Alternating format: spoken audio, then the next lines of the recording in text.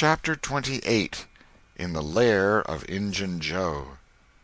That night Tom and Huck were ready for their adventure.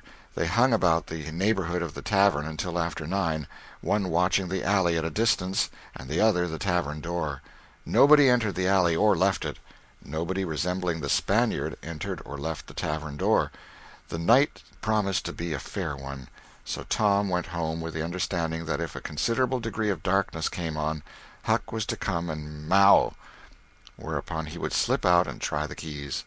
But the night remained clear, and Huck closed his watch and retired to bed in an empty sugar hogshead about 12. Tuesday the boys had the same ill luck, also Wednesday, but Thursday night promised better. Tom slipped out in good season with his aunt's old tin lantern and a large towel to blindfold it with. He hid the lantern in Huck's sugar hogshead, and the watch began. An hour before midnight the tavern closed up, and its lights, the only ones thereabouts, were put out. No Spaniard had been seen. Nobody entered or left the alley. Everything was auspicious. The blackness of darkness reigned. The perfect stillness was interrupted only by occasional mutterings of distant thunder.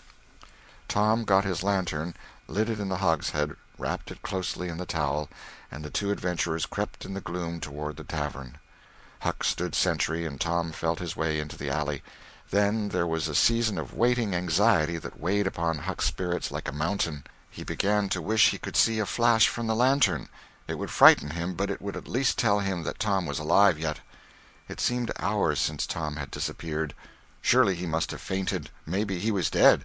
Maybe his heart had burst under terror and excitement.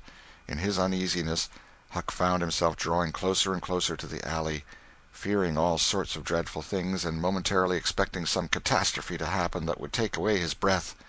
There was not much to take away, for he seemed only able to inhale it by thimblefuls, and his heart would soon wear itself out, the way it was beating.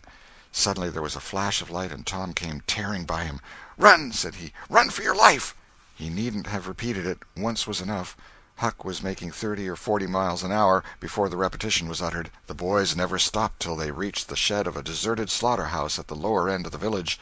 Just as they got within its shelter the storm burst and the rain poured down. As soon as Tom got his breath he said, "Huck, it was awful. I tried 2 of the keys, just as soft as I could, but they seemed to make such a power of a racket that I couldn't hardly get my breath, I was so scared. They wouldn't turn in the lock, either. Well, without noticing what I was doing, I took hold of the knob, and open comes the door. It warn't locked. I hopped in and shook off the towel, and great Caesar's ghost!" What you see, Tom?" "Huck, I most stepped onto Injun Joe's hand." "No!" "Yes, he was laying there sound asleep on the floor, with his old patch on his eye and his arms spread out." "Lordy, what'd you do? Did he wake up?" "No, never budged. Drunk, I reckon. I just grabbed that towel and started." "I'd never thought of the towel, I bet." "Well, I would. My aunt would make me mighty sick if I lost it." "Say, Tom, did you see that box?" "Huck, I didn't wait to look around. I didn't see the box. I didn't see the cross. I didn't see anything but a bottle and a tin cup on the floor by Injun Joe. Yes, and I saw 2 barrels and lots more bottles in the room." "Don't you see, now? What's the matter with that haunted room?" "How?" "Why, it's haunted with whiskey. Maybe all the temperance taverns have got a haunted room, hey, Huck?" "Well, I reckon maybe that's so. Who'd have thought such a thing? But say, Tom, now's a mighty good time to get that box if Injun Joe's drunk." "It is that. You try it." Huck shuddered. "Well, no, I reckon not." "And I reckon not, Huck. Only 1 bottle alongside of Injun Joe ain't enough. If there'd been 3 he'd be drunk enough, and I'd do it." There was a long pause for reflection, and then Tom said, "Looky here, Huck, let's not try that thing any more till we know Injun Joe's not in there. It's too scary. Now, if we watch every night, we'll be dead sure to see him go out, some time or other, and then we'll snatch that box quicker'n lightning." "Well, I'm agreed. I'll watch the whole night long, and I'll do it every night, too, if you'll do the other part of the job." "All right, I will. All you got to do is to trot up Hooper Street a block and mow, and if I'm asleep, you throw some gravel at the window, and that'll fetch me." "Agreed, and good as wheat." "Now, Huck, the storm's over, and I'll go home. It'll begin to be daylight in a couple hours. You go back and watch that long, will you?" "I said I would, Tom, and I will."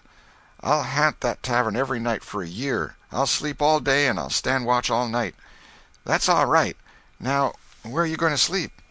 "In Ben Rogers' hayloft. He lets me, and so does his pap's nigger man, Uncle Jake. I tote water for Uncle Jake whenever he wants me to, and any time I ask him he gives me a little something to eat if he can spare it. That's a mighty good nigger, Tom.